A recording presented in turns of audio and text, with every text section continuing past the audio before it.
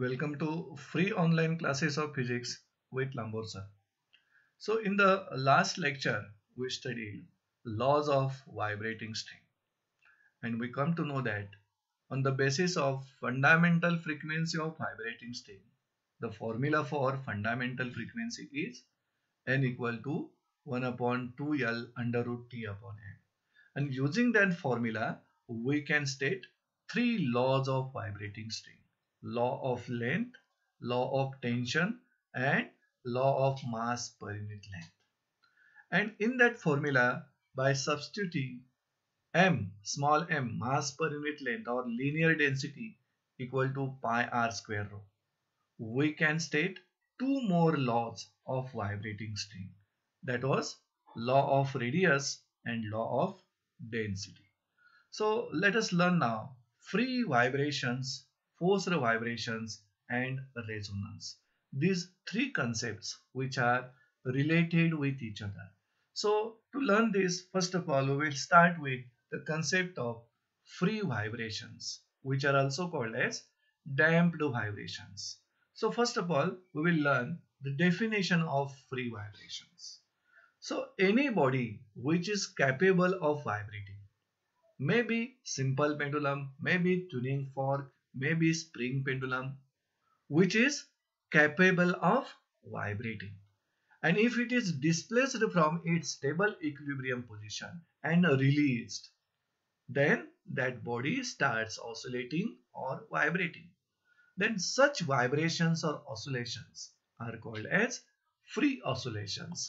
So the definition of free oscillations: when a body capable of vibrating is displaced from its stable equilibrium position and released, then it makes vibrations or oscillations.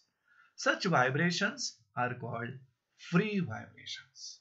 म्हणजे कोणतीही body which must be capable of vibrating or oscillating, आणि त्याला जर तुम्ही त्यांच्या stable equilibrium position पासून displace केलात आणि पुन्हा रिलीज केलात, तर it performs vibration. It makes vibrations or oscillations.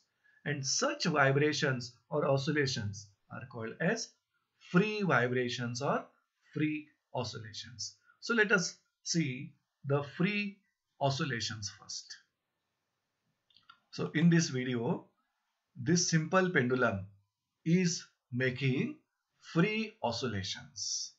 आणि या सिंपल पेंडुलम मध्ये आपण पेंडुलमला मीन पोझिशन पासून वन साइडला पुल केलं आणि रिलीज केलेलं आहे. That time it is oscillating about its mean position. So these are the free oscillations performed by simple pendulum. Next, we will see the free oscillations of spring pendulum किंवा spring oscillator. In that case, that spring is attached to one block and one end is fixed to rigid support. So these are the free oscillations of spring pendulum. Now, free vibrations. Free vibrations हे example आपण tuning fork च्या मदतीने घेतलेलं आहे. See here. This one is a tuning fork and these are the layers of surrounding medium. Air आहे ना, त्या air ची different layers दाखवलेले आहेत, equidistant layer दाखवलेले आहेत. And when the prongs of tuning fork are vibrating, that time in the surrounding medium, compressions and rarefactions are alternately produced, and that forms longitudinal waves or sound waves which is traveling through the medium. So in this way, the free vibrations are produced when body is displaced from its stable equilibrium position and released. म्हणजे free vibration साठी तुम्ही स्टार्टिंगलाच force apply करा त्या बॉडीवर आणि नंतर तो applied force remove करा. Body will oscillate or vibrate of its own. So let us learn the frequency of free vibrations which is called as natural frequency. It is defined like this: a frequency, the frequency at which the body performs free vibrations is called natural frequency. म्हणजे कोणत्याही बॉडीची ज्यावेळी free vibrations किंवा free oscillations होत असतील त्यावेळी त्या बॉडीच्या फ्रिक्वेन्सीला नॅचरल फ्रिक्वेन्सी असं म्हणायचं. आणि ही नॅचरल फ्रिक्वेन्सी कोणत्याही व्हायब्रेटिंग बॉडीची किंवा ऑसिलेटिंग बॉडीची depends upon the 4 factors. First one is the dimensions of body. Second factor is the mass of body. Third one is the elastic properties of that body. And the fourth factor is the mode of vibration of that vibrating body. So, the natural frequency, ज्या फ्रिक्वेन्सीनं free vibrations perform होतात, that frequency of body depends upon 4 factors: dimensions of body, mass of body, elastic properties, and the mode of vibrations of the vibrating string. Now, during free vibrations, ज्यावेळी बॉडीची free vibrations होत असतात त्यावेळी no external force is continuously active on the body. फक्त external force आपण स्टार्टिंगला त्या बॉडीवर apply करतो आणि नंतर तो फोर्स आपण रिमूव्ह करतो.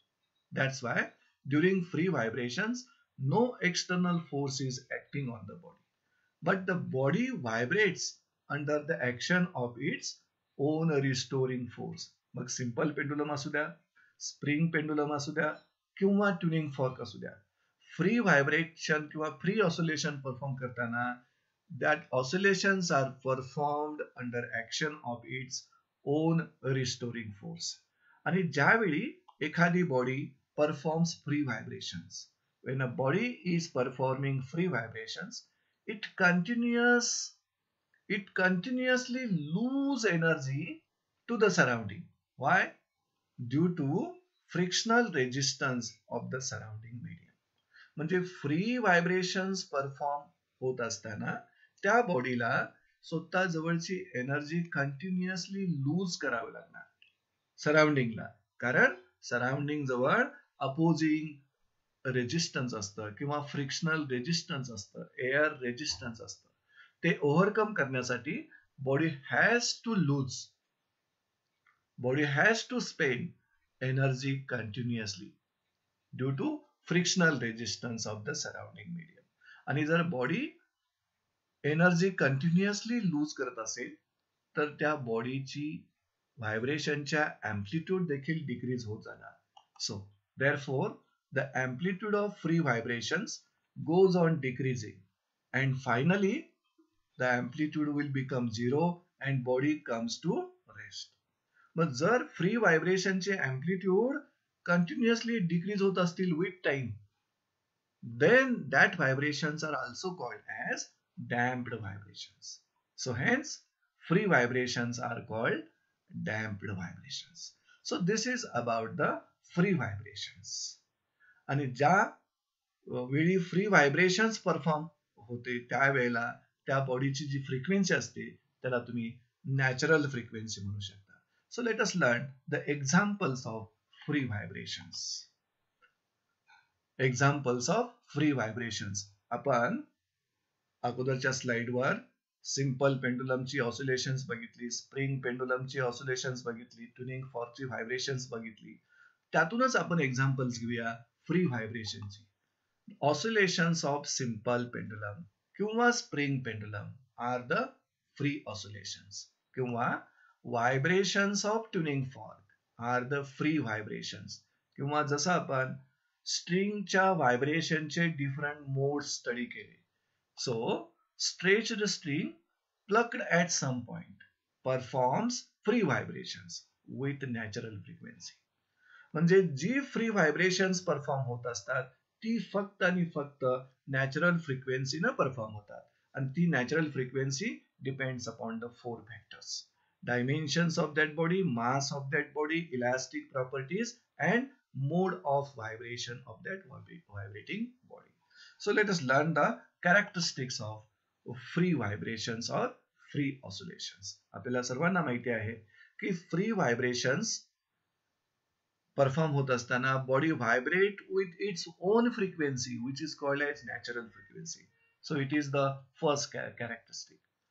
So during the free vibration, body vibrates with its own frequency called natural frequency. आणि त्यावेळी बॉडीवर एक्सटर्नल फोर्स कुठलाही ऍक्ट होत नसतो. body vibrates under action of its own restoring force. See here. Body vibrates under action of its own restoring force. No external force is acting on the body. And due to that, amplitude of free vibrations goes on decreasing due to the presence of air and frictional resistance. See here. The amplitude of free oscillation किंवा free vibrations goes on decreasing due to presence of air and frictional resistance of surrounding medium. आणि amplitude जर decrease होत असेल तर आपल्याला माहिती आहे energy is directly proportional to square of amplitude. That's why energy of that oscillating body also decreases. So the energy of oscillating body goes on decreasing. So this is about the first concept, free vibrations, which are called as damped vibrations. Its definition, its examples, and characteristics of free vibrations. So let us learn the next concept, which is the forced vibrations.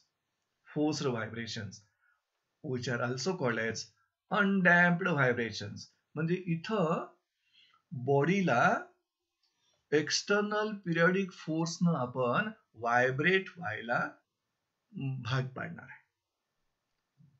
आणि त्यावेळी body is vibrating not with its natural frequency but with the frequency of external periodic force which is applied on the body. आणि त्यामुळं व्हायब्रेशनचे amplitude, व्हायब्रेशनची energy remains constant. It does not changes. And such vibrations, such oscillations are called as undamped oscillations. म्हणजे ज्यावेळी body forced vibrations perform करणार त्यावेळी that body is made to vibrate by external periodic force at a frequency which is different from its natural frequency. म्हणजे कुणाच्या फ्रिक्वेन्सीने body vibrate होणार? External periodic फोर्सच्या फ्रिक्वेन्सीनं body vibrate होणार. आणि एक्सटर्नल पिरियडिक फोर्सची जी frequency असते त्याला आपण ड्रायव्हिंग फ्रिक्वेन्सी असं म्हणतात. So in forced vibration body is vibrating with driving frequency of external periodic force. So let us go through the definition of forced vibration. See here, if a body is made to vibrate by an external periodic force, body is made to vibrate by an external periodic force at a frequency which is different from its natural frequency, then the body is said to perform forced vibration. म्हणजे forced vibration मध्ये body own frequency न vibrate होत नाही, natural frequency न vibrate होत नाही, but it vibrates with external periodic force under the action of external periodic force and with the frequency of external periodic force, which is called as driving frequency. So forced vibrations are performed at driving frequency which is different from the natural frequency of that body, but free vibrations are performed at natural frequency. So let us go through the video which is explaining forced vibrations. See here, double spring mass oscillator he system आपण घेणार आहे. इथं example घेतलेलं आहे की ज्यामध्ये oscillating जे mass आहे it is vibrating due to the external periodic force. See here, so this is double spring mass oscillator. आणि या ऑसिलेटर मध्ये हा जो ब्लॉक आहे that block is oscillating under action of external periodic force exerted by the spring. म्हणजे या स्प्रिंगने जो external periodic force exert केलेला आहे या ब्लॉकवर, under action of that external periodic force this block is oscillating and due to that its amplitude of oscillation is remaining constant. You can see here, this is the mean position and it is oscillating on both sides of its mean position with equal amplitude. So these are the forced oscillations.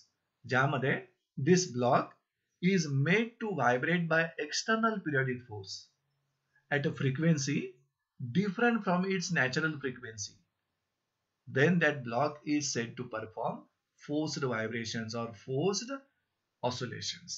आणि त्या forced ऑसिलेशनच्या फ्रिक्वेन्सीला तुम्ही driving frequency म्हणणार. So let us learn one more example explaining forced vibrations or forced oscillations. आणि त्यामध्ये आपण घेणार आहोत pendulum of wall clock. So wall clock, this one is the wall clock. आणि या वॉल क्लॉक मध्ये हा जो पेंडुलम आहे, it is oscillating and it is oscillating with constant amplitude, because in that wall clock we have used a source of energy, or you can say cell, and त्या सेलच्या एनर्जीचा use होऊन हा pendulum oscillate होतोय.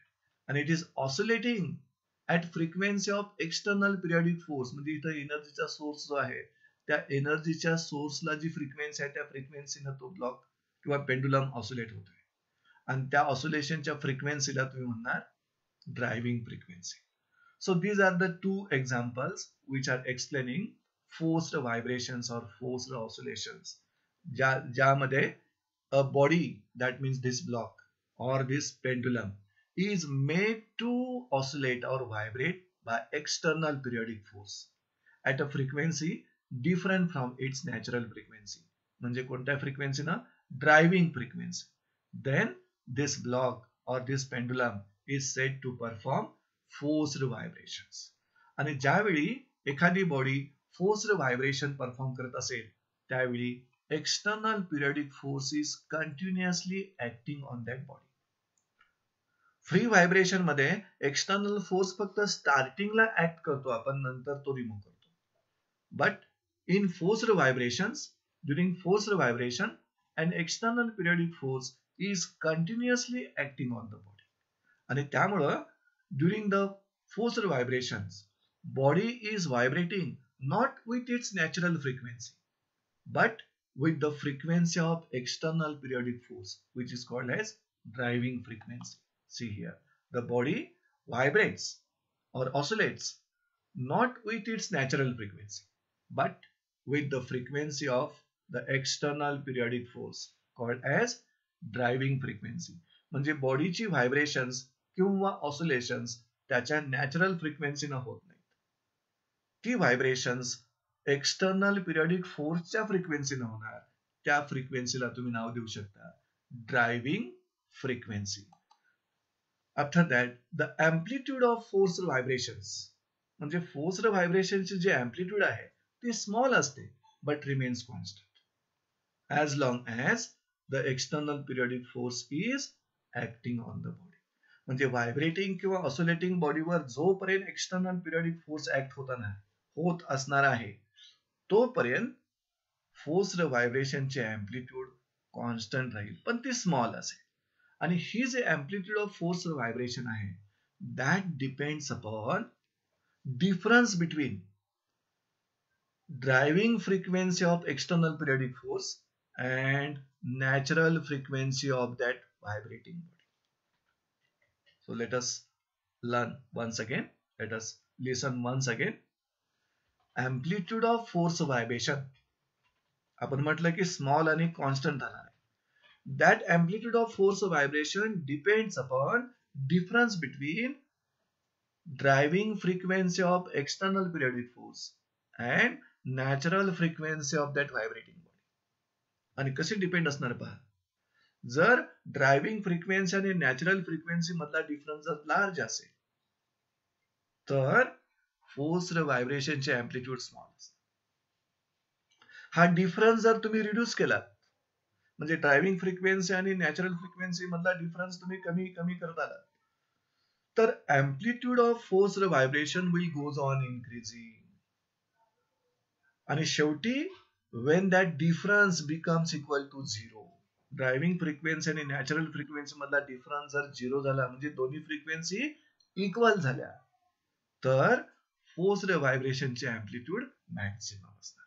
So this is actual relation between difference between driving and natural frequency and amplitude of forced vibrations. So let us learn examples of forced vibrations. आपण इथं first example घेणार आहे ते वॉल क्लॉकच्या pendulums. See here, oscillations of a pendulum in a wall clock are the forced oscillations. Second example घेऊया आपण sonometer experiment मधील वायरची vibrations. See here vibrations of wire in the sonometer experiment. आणि हा सोनोमीटर एक्सपेरिमेंट आपण laboratory मध्ये perform करतो. त्याची अरेंजमेंट साधारणतः तुम्हाला अशी दिसते. यामध्ये हा वुडन ब्लॉक असतो, रेक्टँग्युलर वुडन ब्लॉक असतो, साधारणतः 1 मीटर लेंथ असते त्याची. त्या वुडन ब्लॉक हा आतून पूर्णपणे हॉलो असतो, त्याला इथं होल्स प्रोव्हाइड केलेले आहेत, म्हणजे त्याच्या इनसाइडला पूर्णपणे एअर फिल झालेले असते. आणि त्या वुडन ब्लॉकवर हे दोन मुव्हेबल ब्रिजेस असतात किंवा सपोर्ट असतात. इथं पुली आहे आणि एक थिन वायर किंवा स्ट्रिंग इथं तुम्ही फिक्स करता आणि it is carried along that two supports और bridges and it is then passed over this pulley and hanger is attached to its free end. म्हणजे that string is kept under tension with the help of weights added in the hanger. आणि ही stretched string तुम्ही tuning फॉर्कच्या मदतीनं vibrate करू शकता. त्यावेळी त्या स्ट्रिंगची vibrations gives the examples of forced vibrations. आणि त्या स्ट्रिंगला तुम्ही ट्युनिंग फॉर्कच्या मदतीनं व्हायब्रेट करता. So the vibrations of wire किंवा string in the sonometer experiment, example of forced vibrations. Third example, vibrations of an air column in the resonance tube experiment. हा experiment देखील आपण laboratory मध्ये परफॉर्म करतो. तर resonance tube experiment ची diagram तुम्हाला इथं अशी दिसते. या डायग्राम मध्ये हे रिटॉर्ट स्टँड आहे, हा त्याचा क्लॅम्प आहे, हे जार आहे मेटलचं, की जार मध्ये आपण वॉटर फिल केलेलं आहे, आणि ही मेटल ट्यूब आहे ओपन ऍट बोथ एंड्स, त्याला रेझोनन्स ट्यूब म्हणतात. आणि ती metal tube partly vertically deep केलेली आहे या वॉटरमध्ये. आणि जो मेटल ट्यूबचा पार्ट वॉटरच्या अभाव आहे त्यामध्ये एअर कॉलम शिल्लक असणार आहे. आणि त्या एअर कॉलमला ह्या ट्युनिंग फॉर्कनं तुम्ही व्हायब्रेट करू शकता.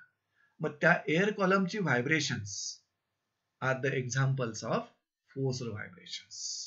आपल्याला सर्वांना माहिती आहे स्टेशनरी वेव्ह आणि त्याचे दोन टाइप्स. त्यापैकी transverse stationary waves are produced due to vibrations of stretched string, आणि longitudinal stationary waves are produced due to vibrations of air column. मग अर्थातच हा जो सोनोमीटर एक्सपेरिमेंट आहे, इथं स्ट्रेच्ड स्ट्रिंगची व्हायब्रेशन होतात, म्हणजेच इथं ट्रान्सव्हर्स स्टेशनरी वेव्ह प्रोड्यूस होतील. आणि हा रेझोनन्स ट्यूब एक्सपेरिमेंट आहे जिथं एअर कॉलमची व्हायब्रेशन्स होतात, म्हणजे इथं लॉन्जिट्युडनल स्टेशनरी वेव्हचं फॉर्मेशन होईल. ह्या दोन्हीही एक्सपेरिमेंटल ॲपरेटस जे आहेत त्याच्याविषयी आपण आणखी माहिती घेऊया. See here. So experimental arrangement of sonometer, complete sonometer एक्सपेरिमेंटची एक्सपेरिमेंटल अरेंजमेंट तुम्हाला इथं दाखवायचा प्रयत्न करतोय. See here. हे जे ॲपरेटस आहे, ह्या ॲपरेटसला सोनोमीटर एक्सपेरिमेंटचं ॲपरेटस असं म्हणायचं. या ॲपरेटस मध्ये सोनोमीटर आहे, ट्युनिंग फॉर्क्स आहेत, की ज्याच्या frequencies will vary from 256 Hz to 512 Hz. म्हणजे एकूण इथं 8 ट्युनिंग फॉर्क्स असतील. त्यानंतर अ पॅन और हँगर of known weight 4 to 500 gram weights असणार आहे. पेपर रायडर असेल, रबर पॅड असेल, आणि मीटर रूल असेल किंवा मीटर स्केल असेल. See here. This is the wooden box, की ज्याची लेंथ साधारणतः 1 मीटर असेल. हॉलो रेक्टँग्युलर वुडन बॉक्स आहे सोनोमीटर मध्ये. आणि त्या बॉक्सवर इथं दोन सपोर्ट किंवा मुव्हेबल ब्रिजेस म्हणा आपण ठेवलेले आहेत. नंतर इथं पुली आपण फिक्स केलेली आहे. एक स्ट्रिंग आहे, थिन वायर आहे, त्याचा वन एंड इथं फिक्स केलाय आणि दुसरा एंड या सपोर्ट वरून पुलीवरून पास केलाय, की त्या फ्री एंडला एक हँगर तुम्ही अटॅच केलेला आहे. आणि त्या हँगर मध्ये इथली वेट्स ऍड करून तुम्ही या वायर मधलं टेन्शन इन्क्रीज किंवा डिक्रीज करू शकता. After that this one is the tuning fork, आणि या ट्युनिंग फॉर्कला रबर पॅडच्या मदतीनं बीट करणार, यामध्ये व्हायब्रेशन प्रोड्यूस करणार. आणि हा व्हायब्रेटिंग ट्युनिंग फॉर्क या सोनोमीटर बॉक्सवर तुम्ही ठेवला की त्याची व्हायब्रेशन्स त्या पूर्ण सोनोमीटर एक्सपेरिमेंटच्या ॲपरेटसला मिळतील, म्हणजेच त्यातील या स्ट्रिंगला मिळतील, आणि ती स्ट्रिंग व्हायब्रेट होईल. आणि त्यावेळी इथला जो पेपर रायडर आहे तो पेपर रायडर देखील व्हायब्रेट व्हायला सुरुवात होईल. So in this way this experiment gives example of forced vibrations, आणि इथं ट्रान्सव्हर्स स्टेशनरी वेव्ह फॉर्म होतील. आता सेकंड अरेंजमेंट पहा, experimental arrangement of resonance tube experiment.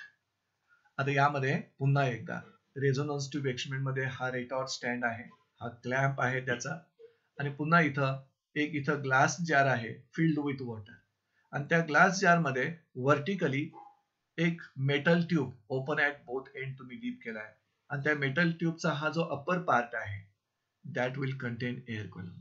त्या मेटल ट्यूबला तुम्ही रेझोनन्स ट्यूब म्हणू शकता. हा ट्युनिंग फॉर्क आहे. मग vibrating tuning fork will vibrate the air column inside that tube, आणि तिथं लॉन्जिट्युडनल स्टेशनरी वेव्ह फॉर्म होते. So this is about the two experiments which are giving the examples of forced vibrations. So characteristics of forced vibrations. Forced vibration च्या characteristics आपण study करू. First, the body vibrates under action of external periodic force with a frequency called driving frequency. म्हणजे forced vibrations ही natural frequency न होत नाही. That vibrations are performed under action of external periodic force with the frequency called as driving frequency. Next, the external periodic force continuously acts on the body. Free vibrations मध्ये external force आपण स्टार्टिंगला फक्त apply करतो, नंतर तो remove करतो. पण forced vibrations मध्ये external periodic force continuously acts on that body, आणि त्यामुळं amplitude of forced vibrations always remains constant. आणि अँप्लिट्यूड कॉन्स्टंट राहत असेल तर एनर्जी देखील फोर्स्ड व्हायब्रेटिंग बॉडीची कॉन्स्टंट असणार आहे. Energy of oscillating body is also constant. आणि शेवटी आपण माहिती करून घेतली फोर्स्ड व्हायब्रेशनची जी अँप्लिट्यूड आहे, that amplitude of forced vibrations depends upon difference between the frequency of external periodic force and natural frequency of the vibrating body. म्हणजे forced व्हायब्रेशनचे amplitude आपण कंट्रोल करू शकतो, because the amplitude of force vibrations depends upon difference between driving frequency of external periodic force and natural frequency of the vibrating body. आणि हा कसा difference control करतो, तर या दोन फ्रिक्वेन्सी मधला डिफरन्स लार्ज असेल तर फोर्स्ड व्हायब्रेशनचे अँप्लिट्यूड स्मॉल. हा डिफरन्स जर तुम्ही रिड्यूस करत गेलात तर फोर्स्ड व्हायब्रेशनचे अँप्लिट्यूड इन्क्रीज होत जाईल. आणि हा डिफरन्स जर झिरो झाला म्हणजे ड्रायव्हिंग फ्रिक्वेन्सी एक्सटर्नल पिरियडिक फोर्सची आणि नॅचरल फ्रिक्वेन्सी व्हायब्रेटिंग बॉडीची जर इक्वल झाली तर that body vibrates with maximum amplitude. आणि बॉडी जर मॅक्झिमम अँप्लिट्यूड न व्हायब्रेट होत असेल तर this is nothing but this is the case of resonance that we are studying in the next slide. See here, resonance is the phenomena which is occurring when the two frequencies are equal. म्हणजे external periodic फोर्सची frequency driving frequency becomes equal to natural frequency of that vibrating body. त्यावेळी दोन frequency मधला difference zero होईल, म्हणजे दोन frequency equal होतील and body will start to vibrate or oscillate with maximum amplitude. So this is the case of forced vibrations called as resonance. So let us learn the definition of resonance. If a body is made to vibrate by an external periodic force whose frequency is exactly equal to the natural frequency of the body, then the body vibrates with maximum amplitude. And this phenomena is called as resonance. म्हणजे resonance ही जी phenomena आहे ही forced व्हायब्रेशनची special केस आहे. कारण इथं देखील बॉडीला आपण vibrate व्हायला भाग पाडतोय. Body is made to vibrate by external periodic force. पण व्हायब्रेट होत असताना बॉडीच्या व्हायब्रेशनची frequency exactly equal to the natural frequency of that body. पहा, तोच इथं डेफिनेशन मध्ये फरक आहे. Body is made to vibrate by an external periodic force whose frequency is exactly equal to the natural frequency of the body. That time, body vibrates with maximum amplitude, and this phenomena is called resonance. त्यामुळं resonance is a special case of forced vibrations. आपण माहिती केलं होतं की forced व्हायब्रेशनचे amplitude driving frequency आणि natural फ्रिक्वेन्सीचा difference ठरवतो.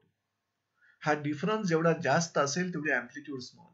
जर डिफरन्स तुम्ही कमी करत आणलात, रिड्यूस करत आणलात, तर amplitude of vibration will goes on increasing.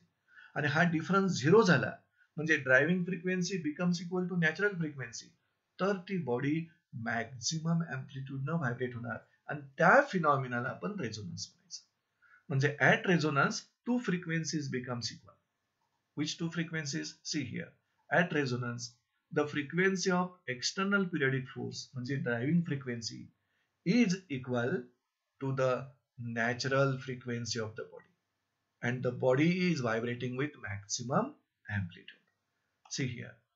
The amplitude of forced vibrations depends upon the difference between driving frequency of external periodic force and natural frequency of the vibrating body. हे आपण माहिती करून घेतलेलं आहे. Forced व्हायब्रेशनची amplitude ह्या दोन फ्रिक्वेन्सीच्या डिफरन्सवर डिपेंड आहे. If this difference is large, म्हणजे ड्रायव्हिंग फ्रिक्वेन्सी आणि नॅचरल फ्रिक्वेन्सी मधला डिफरन्स लार्ज असेल, then amplitude of forced vibrations is small and vice versa. If this difference is gradually reduce, दोन फ्रिक्वेन्सी मधला डिफरन्स आपण कमी कमी करत घेतला, then amplitude of forced vibrations goes on increasing and becomes maximum. Amplitude of force vibrations will become maximum when the frequency difference is zero. म्हणजे driving frequency becomes equal to natural frequency. That time forced vibration चे amplitude will become maximum. As shown in this resonance curve. ह्या resonance curve मध्ये y axis वर आपण forced vibration चे amplitude दाखवलेले आहे आणि x axis वर आपण ड्रायव्हिंग फ्रिक्वेन्सीची व्हॅल्यू दाखवलेली आहे, म्हणजे एक्सटर्नल पिरियडिक फोर्सची फ्रिक्वेन्सी दाखवलेली आहे.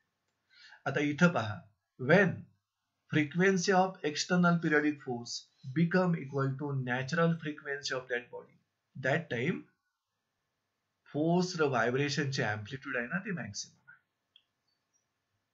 The amplitude of forced vibrations becomes maximum when frequency of external periodic force means driving frequency becomes equal to natural frequency of vibrating body.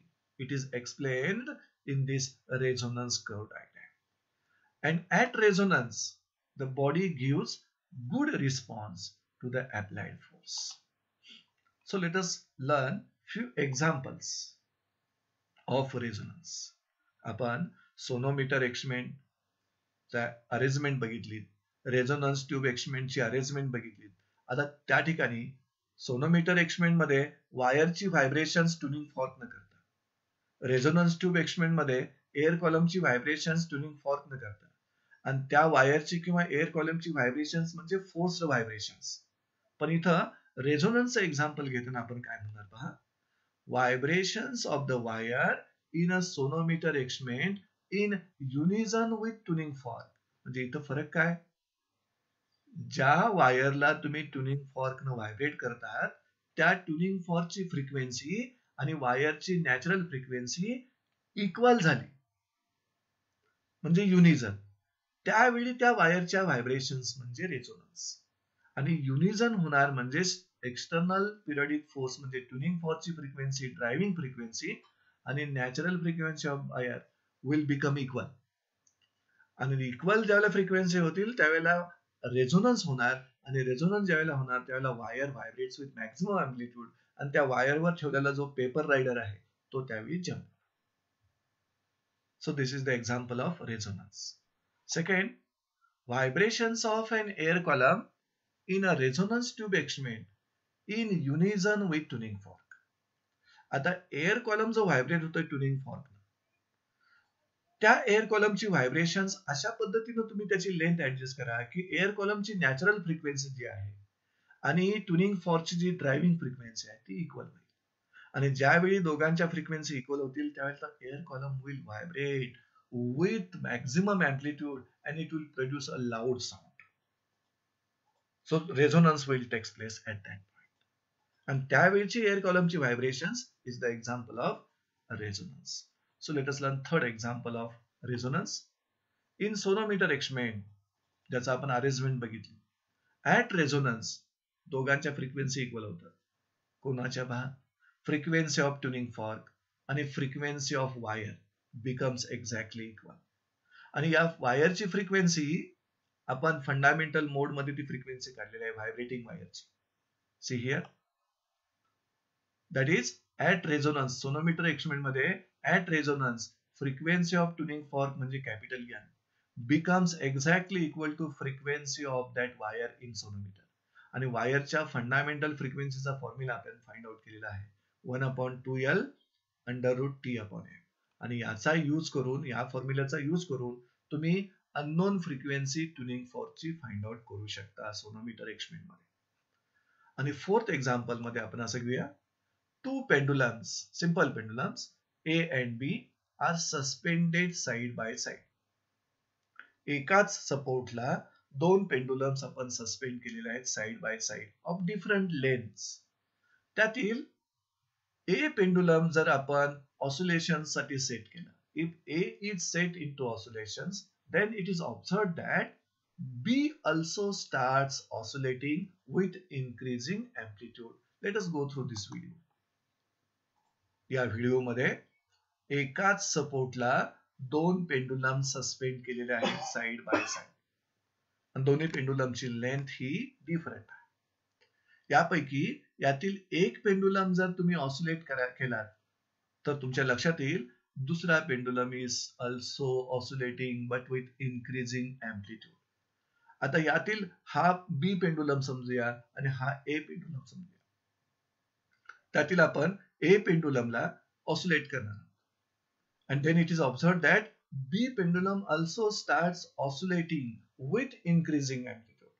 म्हणजे B pendulum जो response देणार आहे पेंडुलम ए ला, तो response त्या दोघांच्या रिलेटिव्ह लेंथ वर depend आहे. See here, the response of pendulum B म्हणजे ऑसिलेशनचा response depends upon relative length of the two pendulums. आणि कसा डिपेंड आहे पाहतो response, the response is inversely proportional to its relative length. Means the best response is observed when both the pendulums are at equal lengths. म्हणजे दोन्ही pendulums एकाच लेंथचे असतील तर ए पेंडुलमला जसं तुम्ही ऑसिलेशन द्याल तशी ऑसिलेशन्स पेंडुलम बी देखील करेल. So in this way we got 4 examples of resonance. So let us learn the characteristics of resonance. First one, in resonance, body vibrates with its natural frequency, which is exactly equal to frequency of external periodic force called as driving frequency. म्हणजे ज्यावेळी resonance phenomena occur होईल त्यावेळी बॉडीची natural frequency आणि external periodic फोर्सची driving frequency दोन्ही frequency equal होतात. आणि दोन्ही फ्रिक्वेन्सी इक्वल असतील तर फोर्स्ड व्हायब्रेशनचे एम्प्लिट्यूड मॅक्झिमम असणार. See here, body vibrates with maximum amplitude. आणि इथं जी नॅचरल फ्रिक्वेन्सी आहे बॉडीची, that natural frequency depends upon 4 factors. आपल्याला माहिती आहे natural frequency of body depends upon elasticity, dimensions, mass and mode of vibrations. So let us learn applications of resonance. Resonance phenomena आपण कुठे apply करू शकतो पहा. ऍप्लिकेशन्स ऑफ रेझोनन्स, त्यापैकी first application आपण सोनोमीटर एक्सपेरिमेंट मध्ये करणार आहोत, ज्याच्या मदतीने आपण अननोन फ्रिक्वेन्सी ट्युनिंग फॉर्कची डिटरमाइन करू शकतो. So the resonance is applied in sonometer experiment to determine the unknown frequency of tuning fork. तसंच हा resonance phenomena is used in resonance tube experiment to determine the velocity of sound in air. So, in resonance tube experiment, it is used to find the velocity of sound in air. Third application, it is used in a radio receiver. Fourth one, to increase the intensity of sound in musical instrument. And fifth use जो आहे to analyze the musical note. तर या पद्धतीनं आपण free vibrations natural फ्रिक्वेन्सीला perform होतात. Forced vibrations driving फ्रिक्वेन्सीला perform होतात आणि रेझोनन्सच्या वेळेला दोन्ही फ्रिक्वेन्सी इक्वल असतात. रेझोनन्स ही फोर्स्ड व्हायब्रेशनची स्पेशल केस आहे, ज्यावेळी एक्सटर्नल पिरियडिक फोर्सची फ्रिक्वेन्सी आणि बॉडीची नॅचरल फ्रिक्वेन्सी इक्वल झालेली असते आणि body vibrates with maximum amplitude. So the three concepts are quite related with each other. So let us learn disadvantages of resonance. Disadvantages of resonance. And the first disadvantage, see here, soldiers are ordered to break their marching while crossing a suspension bridge. असा जर question आपल्या समोर आला, explain why soldiers are ordered to cross their steps while crossing a suspension bridge. आपल्याला सर्वांना माहिती आहे suspension bridge. Suspension bridge म्हणजे वायर्सच्या मदतीनं वायर्सना टेन्शन देऊन तो ब्रिज तयार केलेला असतो. फ्लेक्झिबल असतो तो ब्रिज. तो स्वतःच ट्रॅफिकच्या फ्लोमुळे स्वतःच ऑसिलेट होत असतो. अशा प्रकारचा सस्पेन्शन ब्रिज. आणि असा सस्पेन्शन ब्रिज सोल्जर्सची जर एखादी प्लाटून किंवा कंपनी पास करत असेल, क्रॉस करत असेल, तर त्यांचा जो कॅप्टन असतो तो कॅप्टन कडून त्यांना ऑर्डर दिली जाते, you break your steps and walk like the civilian on while crossing the suspension bridge. याचं कारण शोधू आपण. तर त्या सोल्जर्सना त्यांच्या स्टेप्स, मार्चिंगच्या स्टेप्स ब्रेक करायला सांगतात आणि सिव्हिलियन सारखं चालायला सांगतात. त्याचं कारण पहा. This is because the frequency of their steps म्हणजे frequency of the marching of that soldiers म्हणजे driving frequency may become equal to the natural frequency of breath. म्हणजे तो सस्पेन्शन ब्रिज जो आहे त्याची कुठली तरी नॅचरल फ्रिक्वेन्सी असेल आणि त्या नॅचरल फ्रिक्वेन्सी एवढी जर या सोल्जरच्या मार्चिंगची ड्रायव्हिंग फ्रिक्वेन्सी झाली, मॅच झाली, इक्वल झाली, तर आपल्याला माहिती आहे तिथं रेझोनन्स होणार. Resonance will takes place at that place. आणि जर रेझोनन्स होत असेल तर तो जो सस्पेन्शन ब्रिज आहे that will vibrate with maximum amplitude. आणि तो सस्पेन्शन ब्रिज जर मॅक्सिमम एम्प्लिट्यूडनं व्हायब्रेट व्हायला लागला, there is a possibility to collapse that bridge. And to avoid that collapsing, to avoid that resonance, soldiers are ordered to break their steps while marching or while crossing a suspension bridge. आता इथं suspension bridge explain करणारा video आपण घेतलेला आहे. See this is that road and in between there is a bridge with the help of wires. So this suspension bridge, and that suspension bridge is oscillating with its natural frequency. आणि या bridge वरून जर एखादा म्हणजे सोल्जरची एखादी company, platoon किंवा एखादी तुकडी मार्चिंग करत गेली तर त्यांच्या मार्चिंगची फ्रिक्वेन्सी ड्रायव्हिंग फ्रिक्वेन्सी आणि या ब्रिजची नॅचरल फ्रिक्वेन्सी जर इक्वल झाले तर रेझोनन्स होईल आणि रेझोनन्स झालं तर हा ब्रिज मॅक्झिमम एम्प्लिट्यूडनं व्हायब्रेट होईल आणि त्यामुळे there is a possibility to collapse that bridge. Once more video तुम्ही पहा. Here is the oscillation of that suspension bridge. You can see here. Suspension bridge is oscillating. आणि या सस्पेन्शन ब्रिज वरून पुन्हा एकदा आपण म्हटल्याप्रमाणे सोल्जर्सना ऑर्डर दिली जाते. Soldiers are ordered to break their steps, break their marching while crossing such suspension bridge to avoid the phenomena of resonance. So this was the first disadvantage of resonance. Second, आपल्याला सर्वांना माहिती आहे auditorium मध्ये जे रूप असतं तिथं sound ऍब्झॉर्बर tiles fix केलेले असतात. आता तिथं हा रेझोनन्स डिसएडव्हान्टेजेस कसा सिद्ध होतो पहा. हे पहा, if the frequency of clapping hands by a cheering audience is the same as the natural frequency of the रूप. म्हणजे तिथं जो ऑडिटोरियम आहे, थिएटर आहे, त्याचं रूप, त्या रूपची नॅचरल फ्रिक्वेन्सी आणि clapping hands of cheering audience म्हणजे प्रोग्रामला चिअरिंग करताना आपण क्लॅप करतो, तर त्या क्लॅपिंग हँडची ड्रायव्हिंग फ्रिक्वेन्सी आणि रूपची नॅचरल फ्रिक्वेन्सी समजा इक्वल झाली तर तिथं रेझोनन्स होणार. And the group will vibrate with maximum amplitude, and there will be the possibility to collapse that group. So this was the second disadvantage of resonance.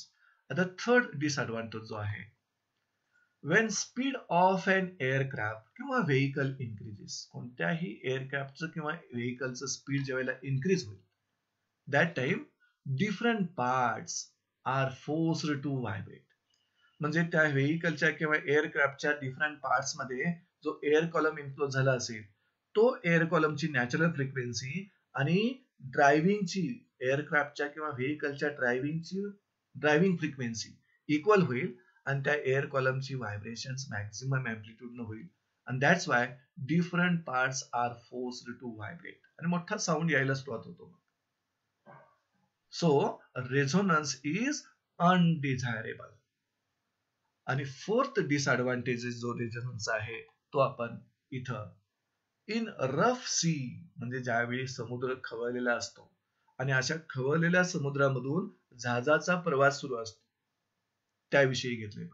In rough see if natural frequency of swinging ship म्हणजे खवळलेल्या समुद्रामधून rough C मधून ज्या वेळेला जहाज प्रवास करत असेल त्यावेळेला ते जहाजाचं स्विंगिंग होत असते, त्या लाटांच्या स्विंग होत असतं जहाज. आणि त्या स्विंगिंगची नॅचरल फ्रिक्वेन्सी आणि वॉटर वेव्हची ड्रायव्हिंग फ्रिक्वेन्सी जर इक्वल झाली तर resonance will takes place there. आणि रेझोनन्स होत असेल तर that ship will swing with maximum amplitude and that ship will cross the elastic limit. The ship will cross the safety limit. आणि safety limit जर ship cross करत असेल तर it may become dangerous. So in a rough sea, if natural frequency of swinging ship becomes equal to the driving frequency of water waves, resonance होणार दोन्ही frequency equal झाल्या तर, and the amplitude of ship may cross the safety limit. कारण ज्या वेळेला resonance होईल म्हणजे water वेव्हची ड्रायव्हिंग फ्रिक्वेन्सी आणि स्विंगिंग शिपची नॅचरल फ्रिक्वेन्सी जर इक्वल झाली तर ते swinging ship will swing with maximum amplitude and the amplitude of ship may cross the safety limit and it may be dangerous. Let us see this video in rough sea. See here, this is the swinging ship in a rough sea आणि ह्या वॉटरच्या waves आहेत. मग swinging शिपची natural frequency आणि या water वेव्हची driving frequency समजा equal झाली तर त्या शिपची जो स्विंग आहे, जे ऑसिलेशन्स आहेत ते मॅक्झिमम अँप्लिट्यूड न होतील and the amplitude of that ship will cross the safety limit and that will be become dangerous. आता हा जर रेझोनन्स आहे स्विंगिंग शिपच्या नॅचरल फ्रिक्वेन्सी मधला आणि वॉटर वेव्हच्या ड्रायव्हिंग फ्रिक्वेन्सी मध्ये जो इक्वल येत होतो म्हणजे रेझोनन्स होतो, तो जर आपल्याला अवॉइड करायचा असेल तर आपल्याकडे पर्याय आहे पहा. To avoid the resonance this can be avoided by changing the speed and direction of the ship. म्हणजे या शिपची स्पीड कंटिन्युअसली चेंज करत राहायचं आणि डायरेक्शन पण कंटिन्युअसली चेंज करत राहायचं. त्यामुळं नॅचरल फ्रिक्वेन्सी शिपची आणि ड्रायव्हिंग फ्रिक्वेन्सी वॉटर वेव्हची इक्वल व्हायच्या पॉसिबिलिटी निघून जाते. So if you continuously change the speed of that ship and direction of that ship then there will not occurrence of resonance. So these are the 4 disadvantages of the resonance. Finally, we will go through the few distinguished comparison points between free vibrations and forced vibrations. See here, distinguish between free and forced vibrations. So in first table we have taken free vibrations, forced vibrations. आपल्याला सर्वांना माहिती आहे free vibrations are produced when body is disturbed from its equilibrium position and released. पण forced vibrations मध्ये forced vibrations are produced by external periodic force of any frequency. म्हणजे external periodic force continuously त्या बॉडीवर act होत राहायला पाहिजे. पण इथं एकदा त्या बॉडीला स्टेबल इक्विलिब्रियम पोझिशन पासून डिस्टर्ब करायचे आणि रिलीज करायचे, then the body will perform free vibrations. हे पहा, सेकंड पॉइंट पहा कंपॅरिझनचा. To start free vibrations force is required initially only. फक्त सुरुवातीला फोर्स आपल्याला लागतो, मग फ्री व्हायब्रेशन्स परफॉर्म होते, नंतर तो फोर्स आपण काढून टाकायचा. बट फोर्स व्हायब्रेशन साठी continuous external periodic force is required. Continuous external periodic force is required to produce the force vibrations. And if external periodic force is stopped or removed, then forced vibrations also stop. इथं पहा, free vibration ज्या फ्रिक्वेन्सीने होतात त्याला natural frequency म्हणतो. तेच इथं लिहिले पहा, the frequency of free vibrations depends on natural frequency of body. पण फोर्स्ड व्हायब्रेशनची frequency depends upon frequency of external periodic force. See here, the frequency of forced vibrations depends upon frequency of external periodic force. These are the three comparison points between free and forced vibration. Let us learn three more comparison points. See here, energy of the body remains constant in absence of friction, air resistance etc. म्हणजे free vibrations perform करणाऱ्या बॉडीची energy constant राहू शकते जर तिथं frictional resistance किंवा air resistance नसेल तर. But due to damping forces total energy decreases. जर सराउंडिंग मध्ये हे डॅम्पिंग फोर्सेस असतील, फ्रिक्शनल रेजिस्टन्स असेल, एअर रेजिस्टन्स असेल, तर मात्र व्हायब्रेटिंग बॉडीची एनर्जी कंटिन्युअसली डिक्रीज होत राहील. पण फोर्स्ड व्हायब्रेशन्स मध्ये काय होतं पहा, energy of the body is maintained constant by external periodic force. Free vibrations मध्ये energy of vibrating body goes on decreasing. Forced vibration मध्ये energy of vibrating body remains constant. त्यानंतर amplitude. Free vibration चे amplitude decreases with time. Forced vibration चे amplitude small असते but remains constant as long as external periodic force acts on it. And last point to compare, vibrations stop sooner or later depending on damping force. म्हणजे surrounding मीडियमचा damping force एकदम weak असेल तर vibrations ही बराच वेळ चालू असतील, free vibrations. आणि जर डॅम्पिंग फोर्स एकदम डॉमिनंट असेल, लार्ज असेल, तर free vibrations will stop sooner. Then here forced vibrations stop as soon as external periodic force is stopped or removed. So in this way, for this session we learn three important concepts: free vibrations, forced vibrations and resonance. आपल्याला सर्वांना माहिती आहे, free vibrations natural फ्रिक्वेन्सीला perform होतात, forced vibrations driving फ्रिक्वेन्सीला perform होतात, आणि resonance is the special case of forced vibrations. At resonance, natural frequency of that vibrating body and driving frequency of external periodic force becomes equal. And that time, vibrating body vibrates with maximum amplitude. So in this way, we studied the three important concepts. With this, we are ending this lecture. Thank you very much.